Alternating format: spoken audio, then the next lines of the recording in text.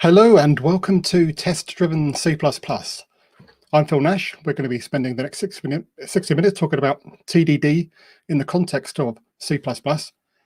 So if you've been to these conferences before, you may know me. I'm a regular speaker, both here and at other conferences and events. But you may also know me as the original author of Catch 2, originally Catch, of course, the unit testing framework for C++. So that's why I'm speaking to you about test-driven C++ now. Now, I have done a few talks on Catch before. That's not going to be the focus of this talk. In this talk, we're going to concentrate more on TDD itself, and particularly how you can do that in C++ and what the idiosyncrasies are. I'm also a developer advocate at JetBrains. And again, we're not going to talk about that today, but you will see C-Line in my demo later. We're also an exhibitor this week on Thursday. We will have our own room. It will magically appear in the bar at the bottom of the screen. You can come into our room. I'll do a couple of demos, and you can speak to the team. So don't miss that. But that's what I'm going to say about that for now. Let's get back to test driving C++. Now, I want to start with the absolute basics and talk about what is TDD. And talking to basics, originally I proposed this talk for the Back to Basics track. That's how it was pitched, and that's how I prepared the material. But the Back to Basics track was full up, so we got pushed off, and we've got actually a sort of a pseudo sub-track on testing. The fuzzing room is all about testing and fuzzing and that sort of thing. So we're sort of kicking that off now. It does mean I've got a little bit more leeway, but this talk is going to be mostly introductory. If you have used TDD before, that's hopefully you're still going to be able to get something out of it. Now, if you go to the Q&A in Remo right now, you'll see that Tim, the volunteer who's running this session, has posted a number of poll questions. So I'm actually abusing the Q&A feature to give us polling. You can actually vote on the Q&A questions. So because they are poll items, you can actually let me know how much experience you do have with TDD, and I can get an idea of what the room is like. So I can see a couple of votes in already. It'd be nice to see a few more. Quite a few people have used TDD before and still use it, so that's good. Quite a few have never used it, so great. Keep those coming. There's a little bit of delay on the stream, so what I'm seeing now is a little bit behind what you're doing. So that's great. You should hopefully get a lot out of this talk. Let's get back to that question then. What is TDD? Now that's the easy one. Obviously, it's test-driven development. Everybody knows that. Except some people seem to think it's test-driven design. And I've got a lot of sympathy for this interpretation, because really it's actually more about the design of your code than the development of it. And I think either works, but it's useful to think about it this way. You think of TDD, if you think of test-driven design, I think it actually puts a better emphasis on how TDD actually helps you. Much more so than if we get too caught up with the word test. And some people have wanted to replace that word, which has led to things like BDD. behavior-driven development, which you can see as an evolution of TDD. And we think, well, it's not really the test so much, it's the behavior that we actually want to drive our development and our design. And the tests are just a way of helping with that. So yeah, the tests are not the desired final outcome. They're really almost like a side effect, a very useful side effect, which adds a lot of value and is an important feedback in the whole cycle. But that's not actually the main focus. And if anything, I want to concentrate more on the word driven, because a lot of people, again, that say that they're doing TDD, they don't necessarily drive their design or their development from tests or from behavior. They sort of just let it, sort of drag it along. So although test first development is not exactly the same thing as test driven development, to do TDD, strictly speaking, you need to be writing your tests first. And that's really that sort of core fundamental thing that I want to emphasize today. Because I used to be one of those people that would say, well, as long as I'm writing tests around the same time as I'm developing, it's an integral part of it, that I'm influencing my design, I'm doing TDD. Until I had one of these light bulb moments when I realized, actually, some of those benefits that I've been promised, I'm not getting because I'm not writing the test first. And when I started writing the test first, that's when I finally saw them. And TDD is like a series of light bulb moments where you do sort of move up to different levels of insight and understanding. In 60 minutes, I'm not going to necessarily take you through all of those light bulb moments. I've just done a 2-day class on TDD and C++, where I hoped to nudge people along. It does take a bit of experience and practice, but hopefully I'm going to give you some pointers to get you going. So let's move on to something that may be familiar to the 17 that have tried TDD before, but it fizzled out, or the other 17 that, sorry, the 10 that have used TDD and still use it. The 17 that have never used TDD before may even still be familiar with this. So this is the TDD cycle. You've probably seen something very similar to this, lots of variations. The essential components are the 3 colored blocks. And it's often named after those colors, the red-green refactor cycle. Now, apologies if you do have a color vision deficiency, but it's not really essential to actually see the difference in colors to understand it. They're just there as an extra layer, really. The important thing is what's in the boxes. And there's only a few words, and they seem pretty simple, but people that try TDD often miss some of these key words. So I think it's worth emphasizing some of them. So let's go around the TDD cycle and see how it works.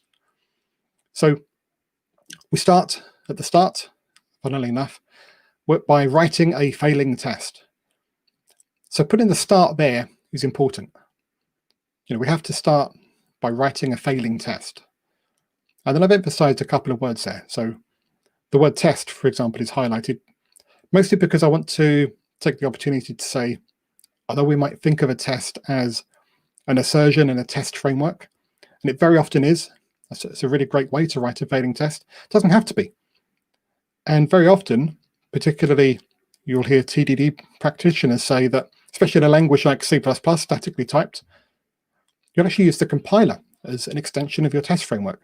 If something doesn't compile, that can be considered a failing test if you're using it in that way. So a typical example of that would be you're making a new call to an API that you need, but that function or method or class doesn't exist yet. You still have to write it. But by writing the code that calls it first, that's the failing test. And that gives you, once around this TDD cycle, along with all the benefits and other consequences of doing that, as we'll see. So consider that. We'll see an example of that in a bit. So tests don't just mean assertions in a test framework. They can mean anything that tell you that the thing that you actually want is not done yet. And we'll give you a signal when it is. And then it has to be failing. That's the whole purpose of this being the red phase. You have to start with a failing test. Now, very often you'll write a test and it will pass first time, and that's actually fine. But it's not TDD. It's not part of the TDD cycle. That doesn't mean it's wrong. It doesn't mean it's bad. It doesn't mean it's valuable. But understanding the difference is key to knowing what to expect and how to work these things through. So we have to start with a failing test for it to be TDD. just to emphasize that again, although you may write a test and it passes first time, and you'd expect that, you can do that while you're doing TDD, but it's just not part of the TDD cycle. But it's also the case where you write a test that passes, but you expected it to fail. And that's giving you feedback. That's telling you that an assumption that you had is wrong. You may need to look into that and better understand your code. And that's a big part of this, is testing assumptions. Because so often we make assumptions about things, we think, yeah, I know exactly what's going on there. That's trivial. I don't need to write a test for that. And you write a test and it fails. Or it passes and you expected it to fail. And that's giving you information because your assumption is broken. We hear a lot about listening to our test, and that includes exactly this point. We listen to what the tests are telling us. If it's telling us that we've made an incorrect assumption, we need to look into that. Don't just let it pass by. So we've spent quite a lot just on that red failing test. The next step, the green step, is we write just the code to make the test pass. So yeah, making the test pass is the desired outcome of this, hence the green color. But notice I've highlighted the word just. Write just the code to make the test pass. And this is very often overlooked. We're not concentrating here on writing clean code, really well-structured code, really thoughtfully considered code. That's what we want, but at this stage, what we want to do is the simplest, quickest, dirtiest thing that will get that test passing. And in many cases, that's going to involve doing things where you think, well, I'm going to change that immediately. Part of the discipline of TDD is actually working through things in a specific order, which includes the complexity or simplicity of the code and working up these levels. And we're going to talk about that a bit more later. The important thing for now is to remember we're just doing the minimum to make that test pass, because we have one further step, one further colored box, the refactor step, where our sole focus is on making the code cleaner, better structured, easier to read. All of those great properties that we're looking for in code, that happens here in the refactor box, because that's the only thing that we're concentrating on here. Our tests are passing because we've moved through green. And now we can make changes knowing that if we break anything, our tests are going to cover us. So that's where the tests are valuable. They start to act as, well, they first act as a signal to tell us when we've actually implemented the thing in the first place. And then they act as a regression test to tell us when we've broken something. And we don't just have the last test that we wrote, we have all the tests that we wrote to tell us if we've broken anything anywhere. So because we get close to 100% coverage, if we're doing strict TDD, that gives us a high degree of confidence that we haven't broken anything. As we'll see, that's still not enough. We still need to consider other types of testing as well. So we can get a full sense of security. So there is a bit of a warning there. But if we're following all these principles, we should be in a good shape. So it's actually at this point, at the refactor step, that we need to consider certain design principles that are going to make TDD work. And they're not actually part of TDD. They're sort of like assumed that you have this background in how to design code well. You have to know what these principles are, and we'll talk about those hopefully at the end if we have time. But the main one is going to be like separation of concerns, keeping things loosely coupled is probably the biggest thing that TDD is going to help you with in terms of design principles, and just like the simplicity of your code. Maybe we'll dig into that a bit more later.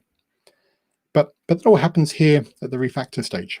So if you skip this, you're not going to get that benefit. In fact, at the green stage, because you're just trying to make the code pass, you're going to end up with lots of quick and dirty code. And if you don't refactor, that's all you'll end up with. And it will degenerate into a big ball of mud, which is the opposite of what we actually want. So those two stages go really hand in hand. Now, you don't have to always refactor. You may get to that step and decide, well, there's nothing to refactor here. Or, well, I can clean that up a bit, but I know I'm going to change it in the next loop round, so I'll hold off for now. You can defer a little bit from time to time, but you have to be really careful with that, because it's so easy to just not come back to it and realize, now I've designed myself into a corner. I should have refactored sooner. The best of us make that mistake. So it is a bit of an artful dance to get the balance here right. It does take experience. So I said that you don't automatically get these design principles as part of TDD. What you do get is what we call design pressure. So again, thinking of listening to the tests. If you're finding the tests are hard to write, or it's hard to make the test pass, that's telling you that you've probably not designed it well, or maybe you've missed too many refactoring steps, which is almost the same thing. So that's telling you that you have, we sometimes call them code smells, which are things that you need to look at to see whether they need to be refactored or you need to apply design principles to. That's one of the key benefits of TDD, is telling you where to look, not necessarily telling you what to do, but at least telling you where and when to look. And that in itself is really valuable. So assuming we got through the refactor step, well, most loops just say, well, you just go back round again, back to the red stage. But I like to just insert that extra explicit step where you stop, take a look and say, are we actually done now? And we'll come back to this again when we revisit the TDD cycle later.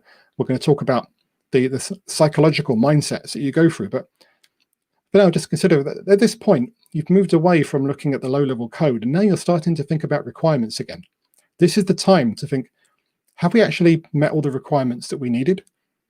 Or are we just going to carry on gold plating and doing things for the sake of it because it seems like a good idea? So we'll have that moment to just reflect and consider that and say, actually, are we done? Or do we need to go around again? And I just realized I wasn't advancing my slides, so catch up. There we go. So either are we done, or we go back and write the next failing test, which we have to select. So that in a nutshell is the TDD cycle. It's actually really simple, straightforward, but hopefully I've already shown that there are some nuances to it that do take experience. They take some knowledge of some design principles, and there's a bit of an art to it.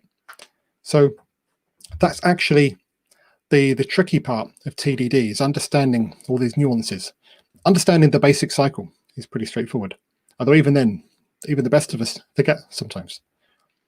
So before we go into the demo where we're going to try and make some of this a bit more concrete, I just want to give you a chance to ask some questions, and I can see that there are some already in the Q&A. So if you have any more, now's your time. So the top one is, how would you introduce TDD to a legacy code base with little or no tests? Which is a really good question, which I'm going to come back to towards the end. So I'm going to defer that one for the moment, except to say that it's very hard, sometimes not even worth it, but there are some techniques and tricks that can make it more manageable and give you a fighting chance. But yeah, it's probably the number one sticking point in adopting TDD is how do you adopt TDD when you have a big legacy code base? There are things you can do, and there are some approaches, but I'm not going to say they're easy.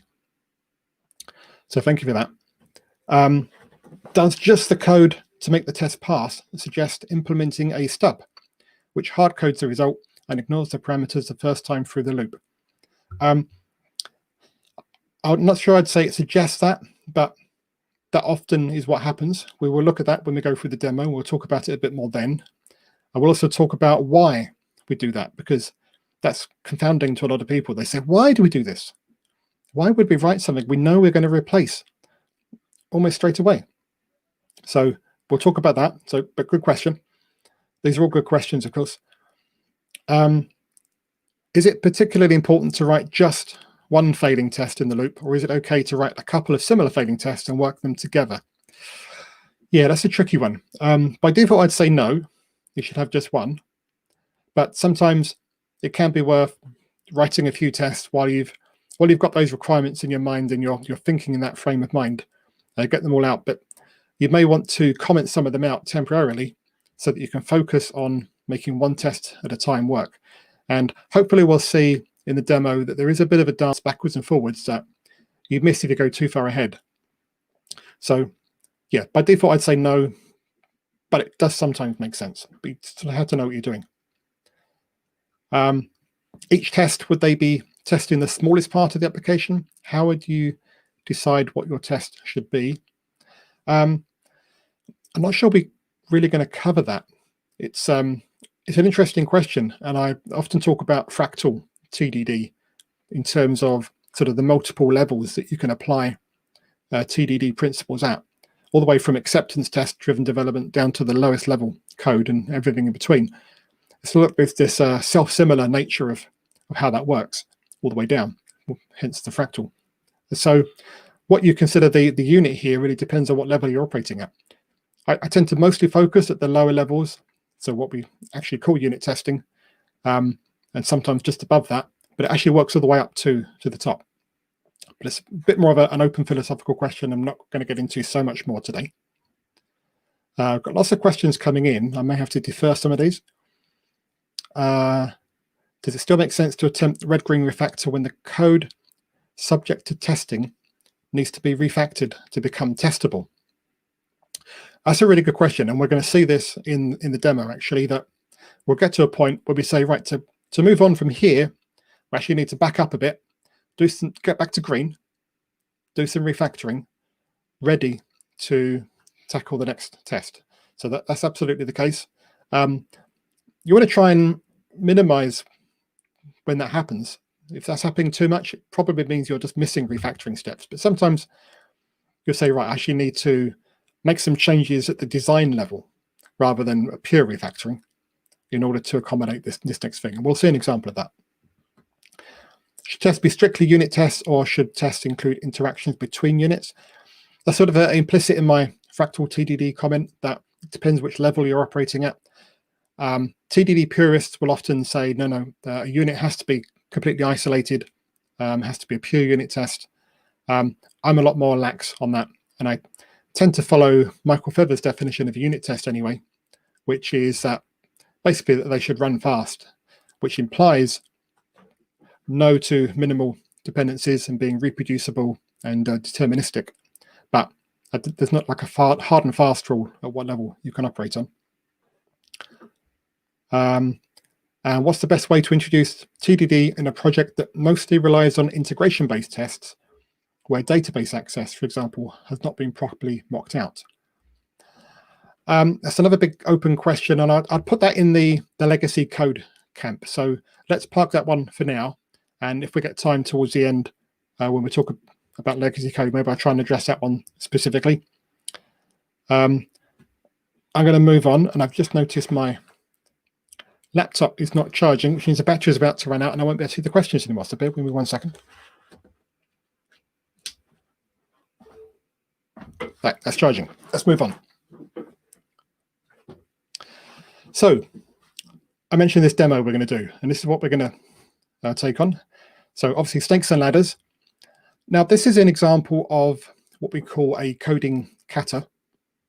So from the Japanese term for a very sort of specific small exercise that you can do repeatedly to get very good at a skill. So nothing to do with software development originally, typically in the context of martial arts, but then we have applied that to things like learning a musical instrument or certain other skills. We're sort of abusing this term a bit in software development when we adopted it, because the thing that we're practicing over and over again, these katas, like the snakes and ladders one, that's not the thing we're actually trying to get good at.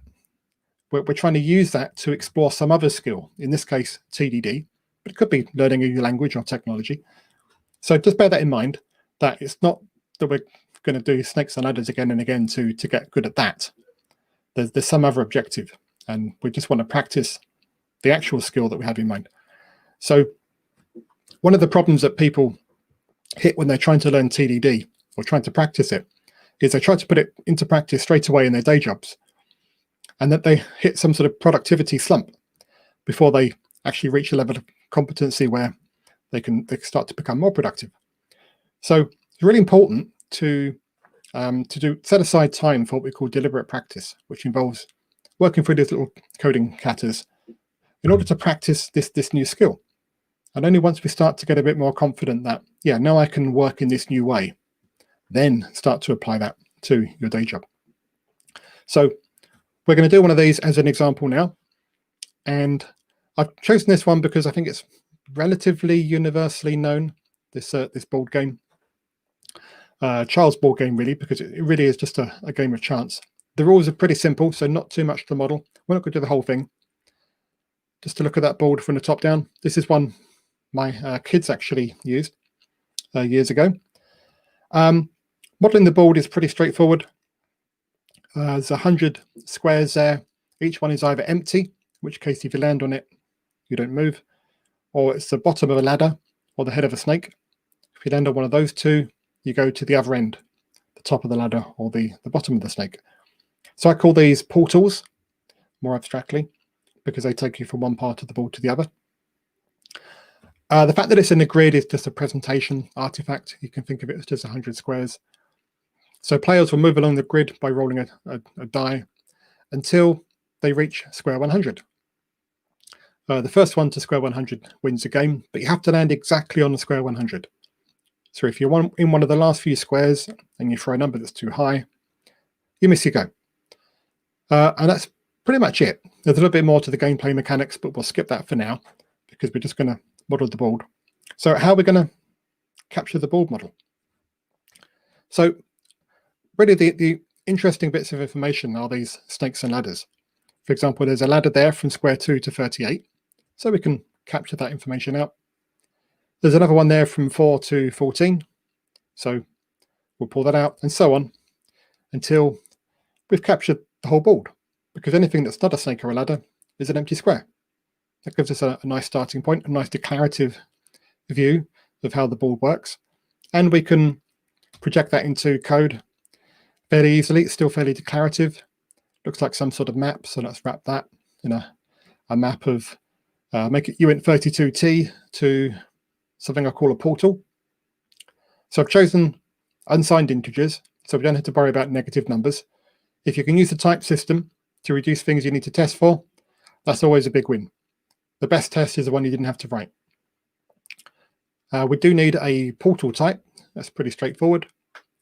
Just a little struct with an enum, a snake or a ladder, and a target cell. That's pretty much it. So that's a good starting point. What we're going to do now is I'm going to drop to an editor and start to work this through in code. So we are going to break for a demo, and then we'll come back and go around the TDD cycle again and see what we've learned. We will also have to see how we do for time. I may have to cut it short. So I have this starting point. It's basically what we saw on the slide. We have our map of portals. We have the portal class itself. I'm already including the header for catch. So that's my test framework. Obviously, I'm familiar with that. You could do this in any test framework, of course. And I've already got a test case started. Notice in catch, test names are free-form strings, which is really nice because test naming is actually really important.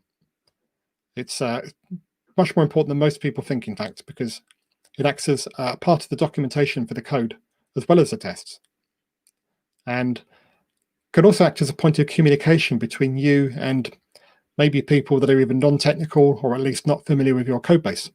So do bear that in mind. How are we going to start writing tests here? We have these portals. Now, obviously, we could just start using it. We could see what's square 1, and with catch, the assertion macro is require. I could say maybe portals is, I need to pull out the target. Will take us to, oh, actually we don't know. Let's try it. And that fails because obviously maps, when you try to access an element that's not in the map, and that's not in the map, will give us a default instance. So okay, maybe we could get an iterator out and query that, but this is the wrong direction. This is not what we want to do. We don't want to be testing std map. It's not the purpose of TDD, or at least not at our level. If you're a standard library implementer, maybe, but that's not what we're doing here. We want to test a board. We don't have a board, we just have this list of portals, or this map of portals. What we want is a board object. Something like this. Now, obviously, we haven't written a board object, and I'm using C-line here, so it's telling me that straight away. Maybe your AD does too. If not, obviously, you can just build it. So this is our first failing test. Remember I said the compiler can be your test framework. It's just telling us we need a board object or a board class. So let's do that. And remember, I also said we need to write just the code to make the test pass. And that does it. We don't need anything in there yet. So I can now build that. That compiles, and that means I've now passed that test. That's another time around the TDD cycle, even though we haven't actually written any assertions yet. Now, why is this necessary? Why do we do this? Well, if you consider that that line of code is acting as our test, that means that even this empty class has a test for it. And that's what we want to end up with. We want to end up with a test for every line of code that we write. Now, as I say, that's not necessarily sufficient because we also have to consider data and different paths through the code. But as a starting point, having a test for every line of code that we write is a really great start. All right, what can we do with this board? So we want to raise the level of abstraction now. So rather than just looking up things on a map, we want to say, what happens if we land on a particular square? So we're thinking about one before. Well, now we can say, right. The board knows that if you land on an empty square, you just stay on that square. So, sorry, jumping ahead. Just to assume it returns the square that we landed on. So now we have another compiler error. Land on hasn't been written, so add that. Oops. Awkward writing with this microphone in my way, but make that return a uint 32. Take a uint 32. Probably going to be const. Obviously const by default unless you know otherwise. Principle. Now, what's this going to return? It has a return value. We know that our test is expecting a 1, but we want to start with a failing test. So we'll return 0. Now, at this point, we still have our failing compiler test. So now we'll demonstrate that now compiles. That's one time around the TDD cycle. And if we run, that's the next time round. Now we're back to red. We now have a failing test again because we've got a 0 instead of a 1, which we can see down here in the output. By the way, I'm using C-line's built-in integration with catch to give us a nice test runner output. Okay, now how do we make this pass? Well, we know that the rule is that if it's an empty square, we're going to return the square that we passed in, but we want to force our test code to test for that. And that's why the next step should be to return constant. So the constant we're testing for is what we should return here. That gets us back to green. The tests are passing, but we know this is not what we want. But to force us to generalize that, we need to write another test. And let's make this the next empty square, which will be 3. Because if we do that, that will fail. Because it's returning the 1 as we would expect. Our assumptions are holding. And now we can make that return square. Pass. So already we've noticed something. We're going rapidly between red and green, red and green, red and green. Okay, I haven't stopped to refactor yet because we just don't have enough code, but imagine I'm considering the refactor step each time. We're going around that TDD cycle in seconds. And this is a really important part of TDD. Now, it's not always possible, especially in C++, and compile times, but we should be aiming for most of the TDD cycle to be in the order of seconds. And that way we can afford to make those extra steps, the returning a constant. Now we've returned the square. We haven't considered portals yet because we haven't got a test that bears that out. Let's write one. We know that square 2 is a ladder to square 38. So we would expect that to give us a 38. And of course it doesn't, because we're not considering portals yet. So this is what we want. We have a failing test that now forces us to consider the portals while also retaining the behavior of the empty squares. Our board doesn't actually have the portals. We could refer to it as a global, but I'm going to take this opportunity to move it in here, but I also want to make it constant static. So I'm going to actually paste it at the end, make it static const here.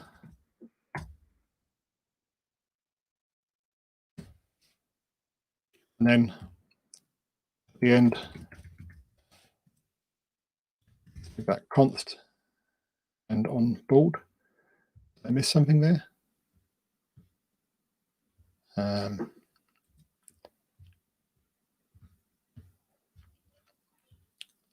That's the trouble with this microphone being in my way. Big character. Okay. So I've just moved portals to be a member of board, but I've actually defined it after my test, and that means I don't have to scroll up and down so much because it's out of the way of my test code.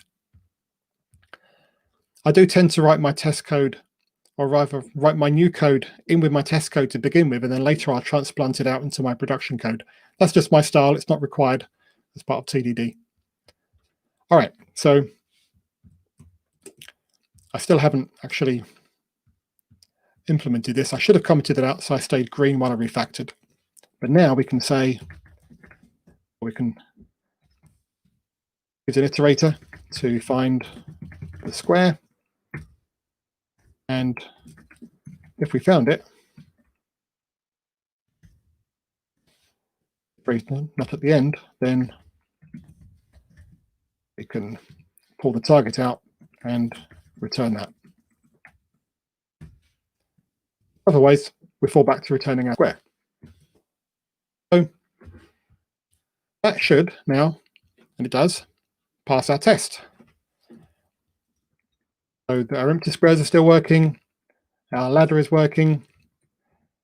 What if we look for the first snake? Square 47 is a snake to square 26. We'd expect. Now, we've written a new test. Do we expect this to pass or fail? Well, we know that it's just another portal in the map, so we actually expect this to pass first time. So we're going from green to green. So remember I said it's not that that's not valuable, but it's not part of the TDD cycle. And when you do like one or two extra things like this, sort of probing at that edge of the design a little bit, I'm okay just doing this along with my other TDD tests. But there's also a case for doing some more exhaustive testing or extra testing of whole ranges of values, where I'd say, well, that's a dedicated separate task and should be in a separate area. And maybe if we have time, we'll look at that as well. But I think we're getting short on time, so we're going to carry on for now. So we have a snake and a ladder. I think the next interesting test is going to be the winning square, square 100. Now, what's board going to return when we land on that? That's an interesting question. I mean, yeah, technically 100, and that should actually pass, but is that what we want? Now, that's interesting. By writing this test, it's forced us to consider the design requirements. What do we actually want land on to return here? After all, whose responsibility is it to know what the size of the board is and therefore what the winning square is. That's really the board's responsibility. So really the board should be telling us that. So I'm going to back that out for now. Go back to our previous green state. I'm going to say, right, let's have a look at this design. Land on just returns the target square, no other information. Let's instead say we're going to return a type called action. I'm going to contain the target and also some more information. Now, just to save a bit of time, I'm going to allow for the fact that it looks very much like Portal. Just a coincidence. Another thing with a type and a target, but this time the enum is move. It's what we've been doing. And we're going to want a win as well. Now, technically, I shouldn't add this yet until I have a test for it. I'm actually okay to let that pass because it makes some other things easier. C-lines grade it out anyway. So we have our action type, move or win, and the target. We just need to fix the code up to return that. So action type, move.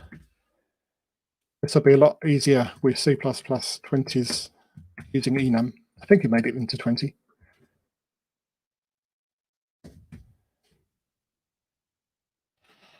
And then we also have to change the tests. Now, because this is the refactoring step, I want to do the minimum to make this work. It's going to be about the targets. We're not actually considering whether it's a move or not yet. We're back to green. So now we can say, okay, can I refactor this a bit? For example, maybe I want to say that against action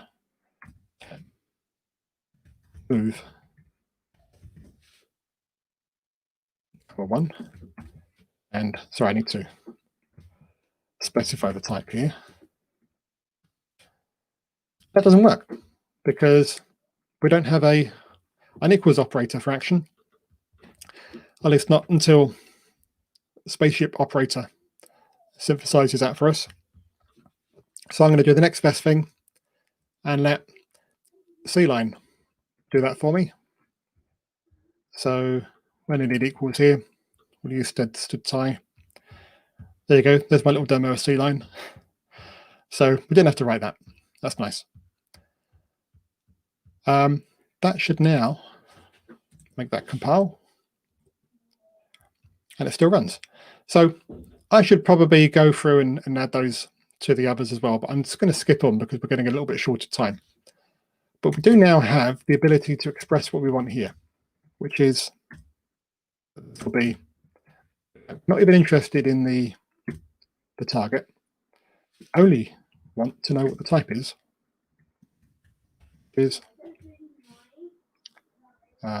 action type win. Okay, so all of that refactoring was just so that we could enable this line. And of course, it's our new failing test. So now we need to make this pass. But before we do that, we should also have a look at the feedback we're getting here.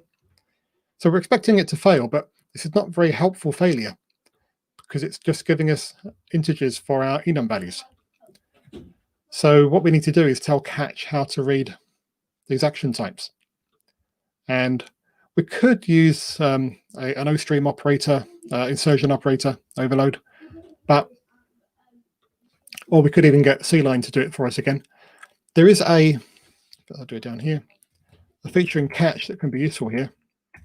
Catch register enum. Let's give it the enum type and values.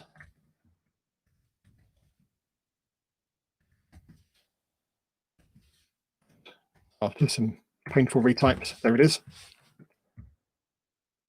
A catch will just generate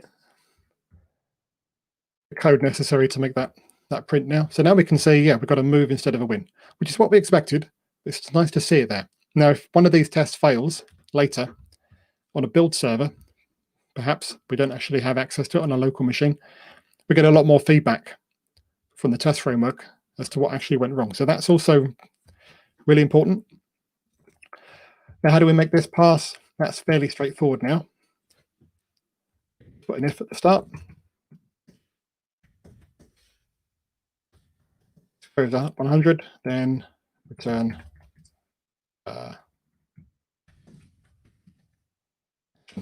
type win, and we'll put 100 again. Unfortunately, what we really want here is a proper discriminated union, which C++ doesn't have. In another language, I'll be able to write this so if it's a win, we don't have to specify the target. You could do it with a variant. I think that's still a little bit heavyweight for this, so we'll leave this for now. Let's just check that that passes. And it does, so we're green. And now I can see an opportunity to refactor because we have this magic number and duplication of it. So I'm going to I'm going to try and extract that actually as size and put that there. I did say that size should be a property of the board, and now it literally is. There we go. So we don't have any magic numbers in the method anymore. I run it again to check. We're still green.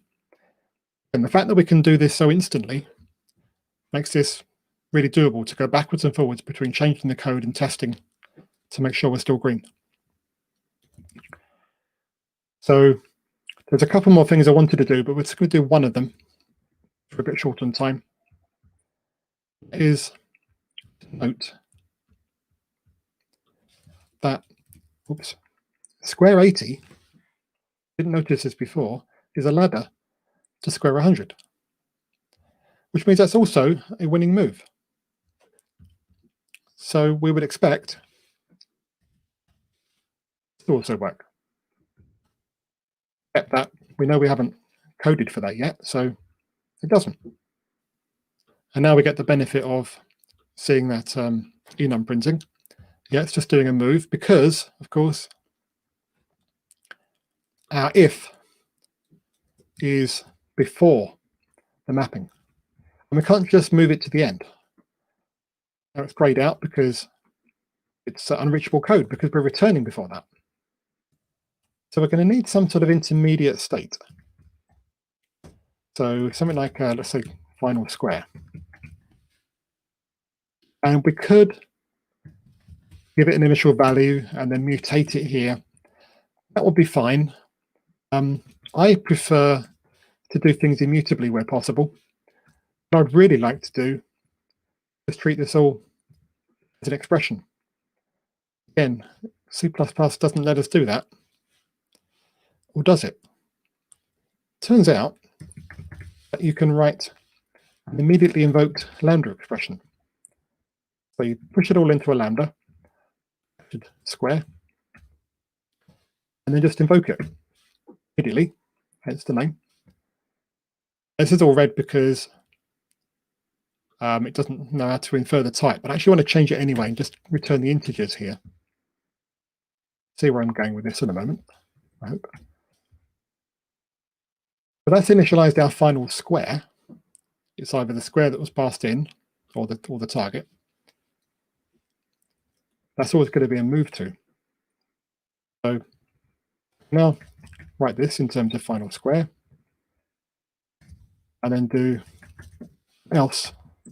And here's where our move comes back in.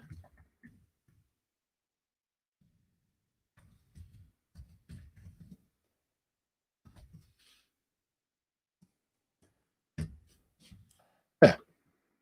So just to go over that again, because I did quite a bit in one go, we pushed our mapping into this lambda. So we captured square, so we can refer to it. And we returned either the mapped square or the original square as final square. Then separately, we can refer to final square, check whether that's the winning move. If not, we return just that as a move. That should be enough to actually make that pass as well. And we're green. That all worked. Didn't break anything else, and we've got our new functionality. Now, the final thing I would do, but I'm going to skip ahead, is just to look at what happens if you ask for a square beyond the end, and then we add a new state called no move because you have to miss a go. That ends up just adding an extra if else here. And so our final implementation basically looks like this lambda to map from our input square to an intermediate state. And then we look at our intermediate state and map that to our output state. And that's it. No mutability, just two straightforward mappings, which we arrived at least primarily because of the way I was test driving it. And obviously, went through this a few times the first time to arrive at that. But that's another useful property. You can try different things and then roll back, knowing you can always go back to a green state. So it actually really works well for exploring different design spaces as well. Although we stopped there, and I was going to add one more, that is mostly done. Only a small number of tests. And that surprises some people. They expect, but it just feels like there should be more tests here. And you could write more, like we did with our snake. We could write some more of those, just test some more things out, just to give us a bit more confidence. There's also things like we didn't test for 0. We could write lots more beyond the end. But they're not really going to be, we don't expect them to actually change our design. So remember we said about test-driven design. Well, if we're not driving a design, it's not really part of TDD. Doesn't mean it's not valuable, but we should do that separately. And in fact, we're not going to have time for it now, but there's a feature in Catch called generators, which is really great for this because we can write tests that hold for many different values called properties. Then we can generate values at random in that space, say from 102 to the max of uint 32. And it will just, every time you run it, it will test a different subset of that randomly until eventually it's progressively covered more and more of that space.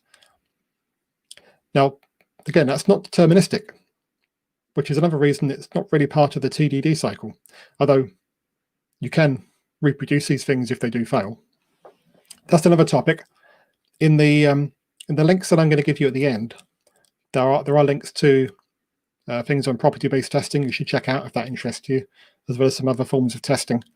But I am aware that we are running short of time, and I've got a little bit more to get through before we wrap up. So I'm going to cut that short for now. I should have also mentioned that what we didn't do here is give names to each of these versions because they are effectively separate tests, and we should be documenting that, but that would have taken a bit more time. So I just want to mention that in passing. That's the end of that demo. So let's come back here. And I say there are a few more questions that are coming. Let's see how many we can get through of those in time. So we've got the couple we're going to come back to. Then how important is it to hit 100% coverage? I've seen this being done at the expense of making tests dependent on the internal logic of the function on the test. Is that a worthwhile trade-off? So short answer, no. Not a worthwhile trade-off. I do have, in my class, I have a slide that says, how do you test the private implementation? And the answer is, you don't. And then there's a third answer where it says, but if you really, really need to. We're not going to go into that. By default, you should not be testing internal implementation. There's just a few exceptions to that, but by default. So in terms of code coverage, well, first of all, I'm a little bit wary of code coverage as a goal. Once you start getting code coverage figures, that they can be useful, but they start to become a goal in themselves, and that's not the point of this. If you're doing strict TDD, you should naturally end up with 100% code coverage, at least for everything that you are test driving. And you wouldn't even need to measure it. Maybe you measure it just to give you some confidence in that. And that includes private implementation.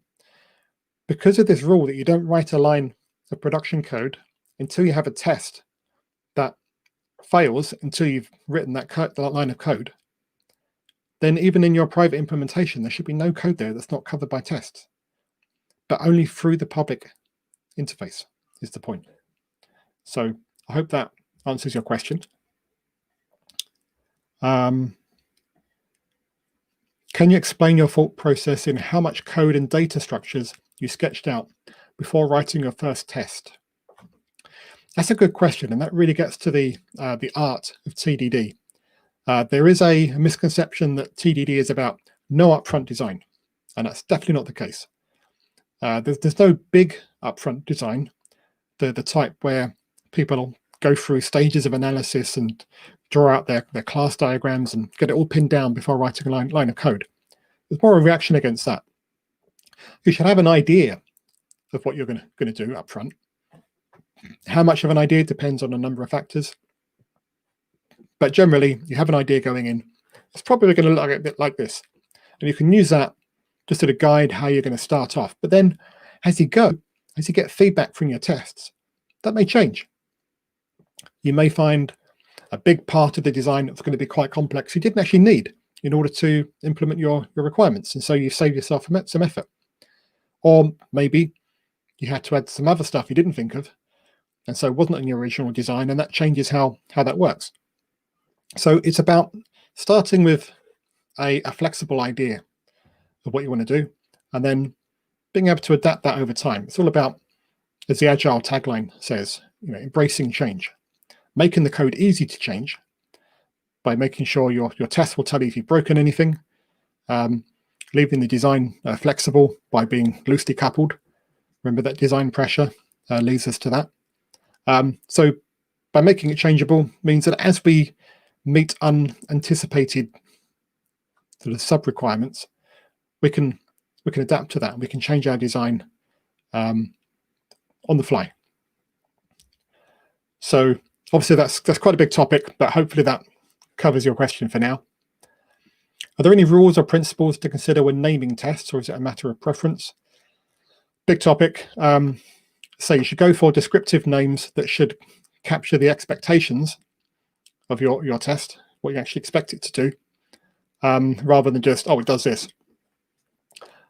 And there are some tools for making it a bit more structured. So if you look at BDD's given, when, then structuring, which Catch nicely supports, that really sort of helps you to write nice descriptive test names. Is there a limit to the number of checks one should put into a single test? There's this thing called the single assert rule, which doesn't really mean single assert. It just means that you shouldn't be performing an action and then asserting that state, and then performing another action and performing it in a different state. But sometimes you might perform an action and then you have to assert on several different things in order to verify that one piece of state change. And that's considered a single logical assert, and that's okay. So there's not really a hard and fast rule, but if you get lots of asserts, then you should question whether you are testing more than one thing. So in the example I just gave, I was trying to say, what I would have done is actually separate them into separate sections, which you can do in Catch, which are all effectively like separate tests. And that would have been a better structuring, but we didn't get time to go into that. How often should you commit code during this sort of quick TDD? Fairly often, particularly after a refactoring. You may want to do it after the green phase as well. Again, another nice feature of C-Line is something called local history, which sort of does that for you with its own sort of built-in. It's like an undo on steroids, but it works a bit like version control. So every time you do a compile or a test, it gives you a checkpoint that you can go back to in diff, just like version control. If you don't have that, you can use a local version control and maybe do squashed commits later. That's quite effective. But of course, it's going to be extra overhead on the cycle, so you may not want to do that every time. But they're definitely not quite nice points after refactoring. You probably want to do that. How much designing should be done up front before beginning to write the tests? I sort of covered that, I think. The short answer is just enough, which I know is not very satisfactory. But so it is about having an idea of the design, and you may even have some sketches on it, but you don't want to invest a lot of time trying to pin it down too much. I think that's as much as I can say in a few seconds. Where do you typically put your catch test cases? In their own file with the source. So I usually write the production code in the same file as the test code, which has the advantage that it keeps it better isolated while I'm developing it. And then when it's sort of mostly baked, then I'll move it into its own files and it can start interacting with the rest of the system. But so that's my preference, and it also doesn't always work. Other people have different preferences. Why did Catch 2 fork from Catch? It was mostly, well, partly because we wanted to move to C++11, and that was a big change, but also just to get that naming in, because people found that Catch on its own wasn't very Googleable. There's the two big questions to do with legacy code, which I'm afraid we're actually out of time to get to, because that's quite a big topic. There's a whole extra section I didn't get to. So maybe if you find me afterwards, we can go through some of that. But I think at this point, I'm going to have to wrap up. So I'm going to whiz through the next few slides. I was going to go around the TDD cycle again. The big insight here is that as you go through different stages, you actually go through different mental modes. So you have different sets of mental resources that you can bring to a problem. So you start off with high-level design requirements, user experience. That's your mental focus. And then you can put that to one side because a test has you, and you can concentrate just on making the test pass. It's like this hacker mentality, race to green. You can actually give yourself permission to just hack code, which is actually quite fun once you've given yourself that permission. And then at the refactor stage, the only thing you need to worry about there is design principles, clean code, restructuring it. And then you go back round again. I wanted to say more about that, but we're going to need to wrap up. So we won't really get time to look at my bonus material, one of which was the legacy code. So sorry about that.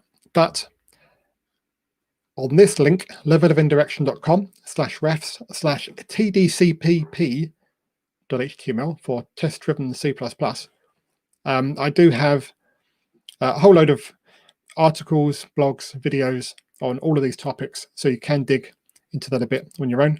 Of course, you can always reach out to me to come into your company and give you a workshop as well if you want, or just catch me afterwards or on Twitter. And I think we're going to have to wrap up there. So I'll speak to you all afterwards. Thank you very much.